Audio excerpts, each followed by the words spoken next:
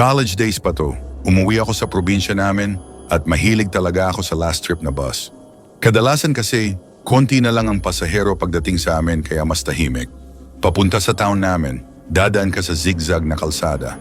Sa gitna ng zigzag na yon, may waiting shed. Medyo umuulan nung time na yon. Biglang huminto yung bus sa tapat ng waiting shed at may sumakay na babae.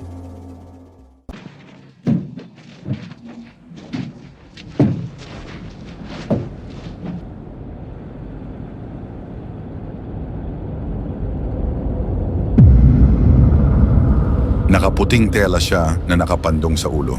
Siguro dahil sa ulan. Nasa likod ako ng bus nun, habang siya naman ay umupo sa gitna. Ngayon, sa ganong oras ng biyahe at sa particular na lugar na yon, madalas na hindi na naniningil ng pamasahe yung konduktor, lalo na kung malapit na sa final stop. Malapit na kami sa terminal nang mag-check ng pasahero yung konduktor. Tiningnan niya kung ilan pa yung sakay. Bigla siyang nagtanong, "May bumaba ba?" Wala naman kaming nadaan ang babaan at siguradong walang bumaba kasi lahat kami bababa na sa terminal. At si konduktor, nasa pinto lang, walang makakalusot. Pero yung babaeng sumakay sa zigzag, wala na.